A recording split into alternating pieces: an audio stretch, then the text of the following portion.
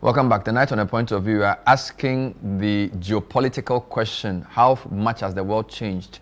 A look at the trends, a look at the tensions, and of course Donald Trump being the central figure. My guest, Professor Bali Menchwe. So we also have Dr.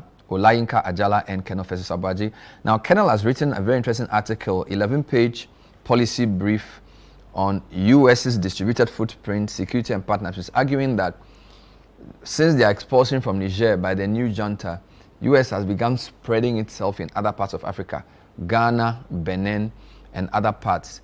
But his analysis of the Christmas Day attack in some places in Nigeria makes for very interesting reading. Before I ask him to comment on that, Doc, since you have a Nigerian sounding name, so I assume you are from Nigeria, how did you interpret what happened in Sokoto on Christmas Day, with Trump initially claiming that Christians were being killed, and then later on saying that he had collaborated with the Nigerian authorities to do some bombings? For some of us, it seemed like the Nigerian government was sort of playing to the US narrative. How did you interpret that whole Christmas Day incident? Well, we need to look at it from two different perspectives. The first one is from the Nigerian perspective.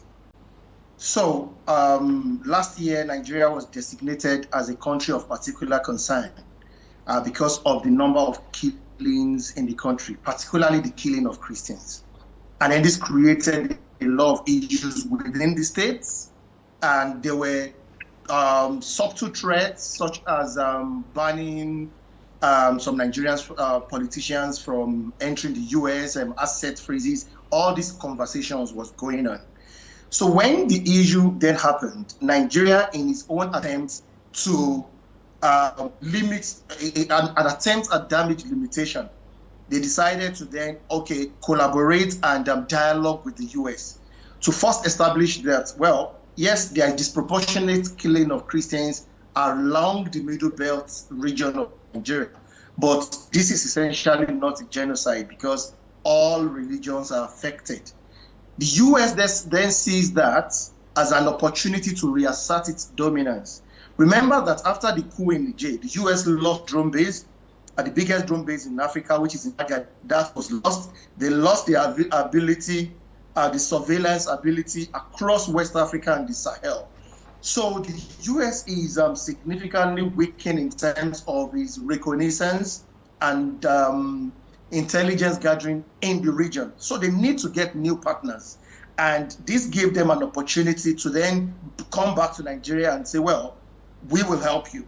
We will help you fight insurgency as long as we partner, and also to fend off Russia and China. Remember, since the coup, we've seen that these three countries, the alliance of Sahel states, they are tending towards China and Russia, particularly in terms of their security interests. So the US wants to use that as a leverage to then reassert itself, to bring itself back into the region. Nigeria, on the other hand, wants to placate the United States to say, well, for you to be sure that we are not complicit in the killing of Christians, we will collaborate with you for intelligence gathering and also allow you to carry out attacks. So it's a diplomatic balancing by the Nigerian government, and also an opportunity for the US states, the United States, to reassert itself and its dominance in the region through the, coming in from Nigeria. Thank you. Colonel, your paper goes much deeper. You analyze this from at least three angles. The idea that, yes, because of what happened in Niger, US is looking for other places in West Africa and saw the Nigeria opportunity too good to miss. But you also analyze it from the military capability angle from Nigeria, where you say the Nigerian Air Force has wings but has no eyes and ears.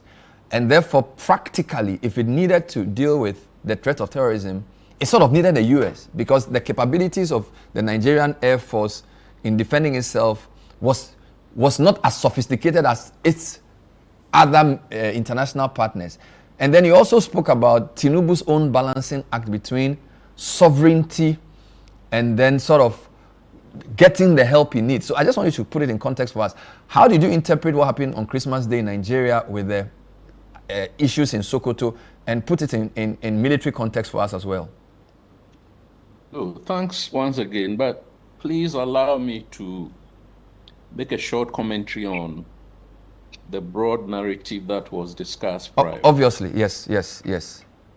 Yeah, it's very possible that all these dynamics could usher the world into a world war.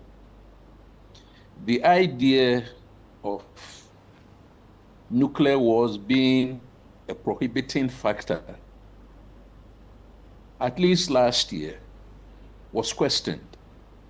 Now, last year, there were two major conflicts that took place. One was in May, I think it was for 5 days, between two nuclear powers, India and Pakistan.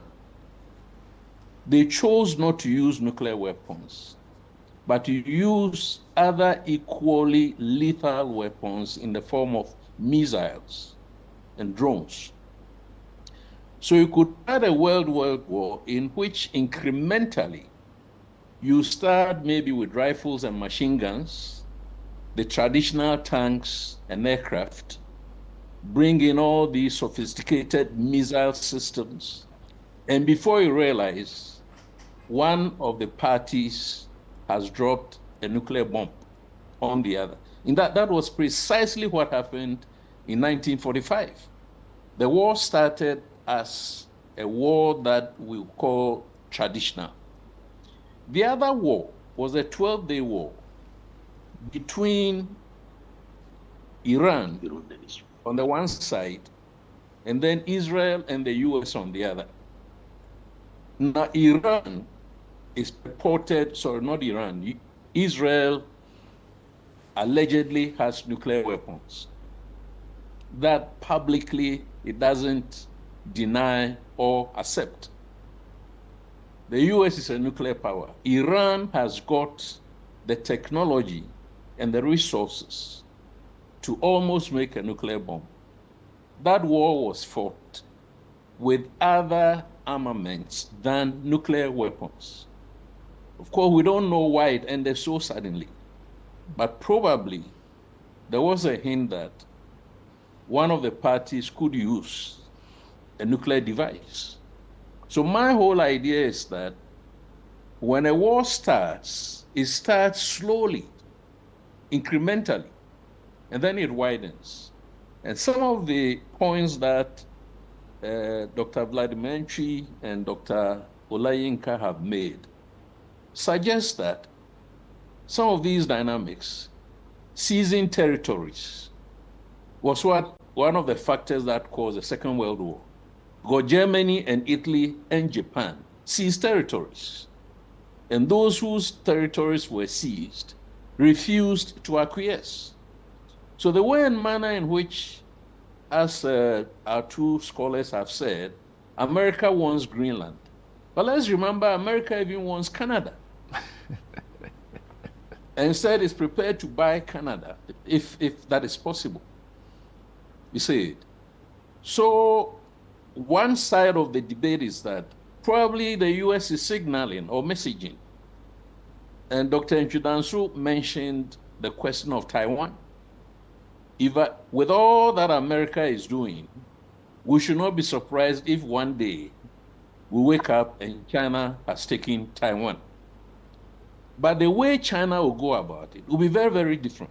In one of the papers that I wrote last year, I identified that the way America behaves is very much in the transitions of Clausewitz and Jomini and co. We remember the dictum, war is a continuation of policy or politics. Now, America goes about it using threats and armaments. China goes about it the Sun Tzu way, where you use deception and you use other methods, including spreading infrastructure, which eventually will give you what you want. And Hong Kong is a classic example. China never fired one shot and never threatened to use force against Hong Kong. But it's gotten Hong Kong. with all the demonstrations that China occasionally does, and I think this year has done one, deploying and exercising, demonstrating around Taiwan. That's a Chinese way. It doesn't ruffle feathers.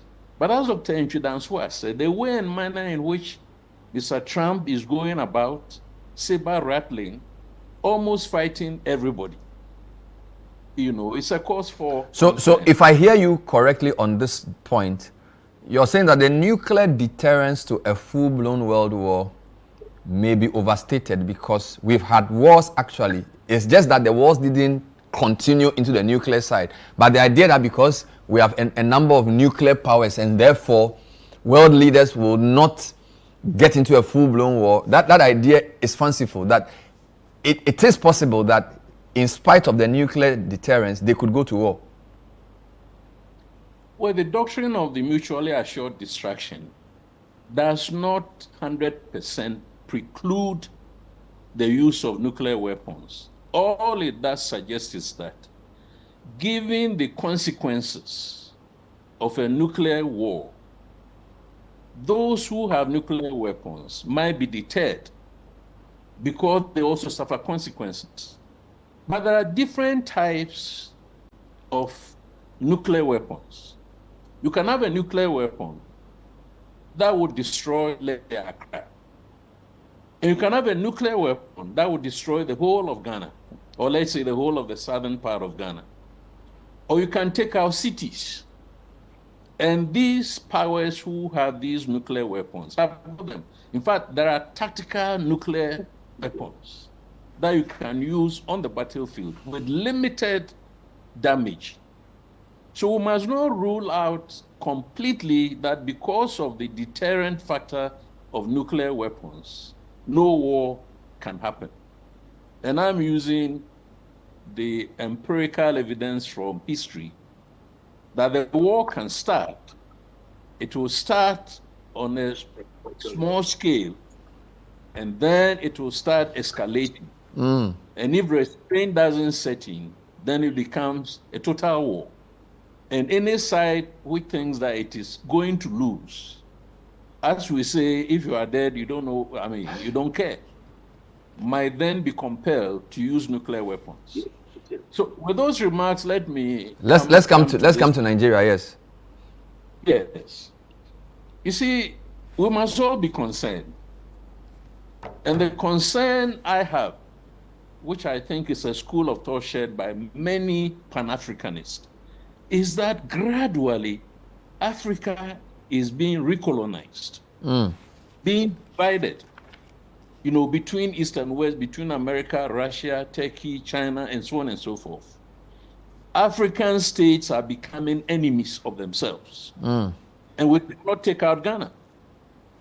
By virtue of the fact that we have somehow, I don't want to use very strong words, allow the US to come and nest in the tree of Ghana and bring material that we don't have the right to inspect and know what is going on. America could draw us into a conflict with Burkina Faso, because early this year, or was it late last year, when this American Beechcraft or Beechcraft, whatever aircraft was sighted at Paga, and the youth demanded that they will not allow the plane to offload whatever material or cargo they had brought there. At about the same time, there was an attempted coup, an assassination attempt against Traore. And it was reported that 7 or 17 Burkinabe soldiers, fully armed, had entered Ghana.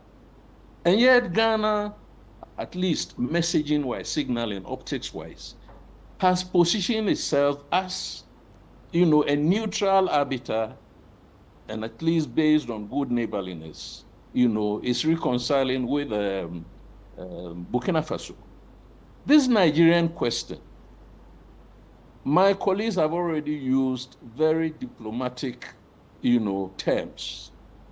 But clearly, it's a case of Nigeria or its president outsourcing its sovereign security responsibilities to the US. You see it. You don't stop the ISSP and Boko Haram by using drones alone.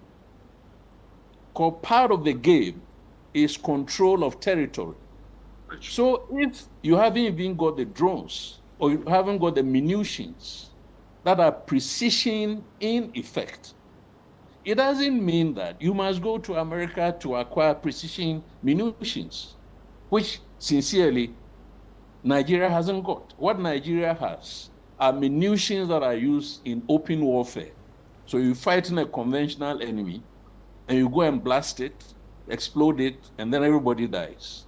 But when you are in Maiduguri, which brings us to urban terrorism environment, or you are in Sokoto, you cannot use the kinds of munitions that Nigeria has acquired from Turkey and China and even Israel. Nigeria started with Israel in 2006. That was the first time it acquired drones. So somehow Nigeria felt that it must, if you like, diffuse the pressure that America was putting on it by saying, okay, you come in and do the work, and if there are any consequences, at least the blame will shift to you. The selection of the target is also equally worrisome. Now, Sokoto in history, in the history of Islam in West Africa, and Nigeria in particular, is not an ordinary caliphate.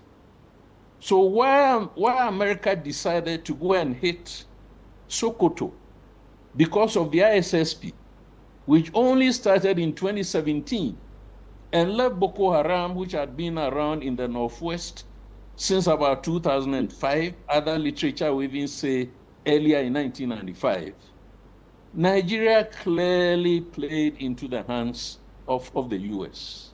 And again, we mentioned the framing of the messages was also very disturbing.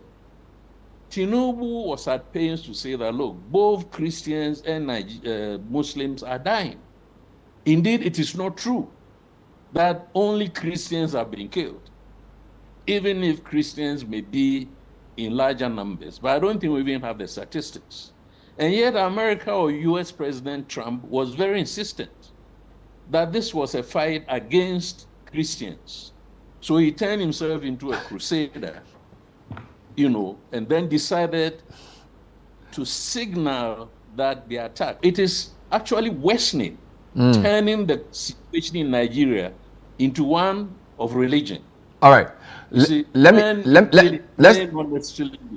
take a breather. I'll come back and we'll wrap up with Prof. Introdanso and Colonel Festus Aboagye retired. This is the point of view. It's a geopolitical analysis of where the world is. We haven't even touched on Iran, but there's still a lot to cover. Stay with us.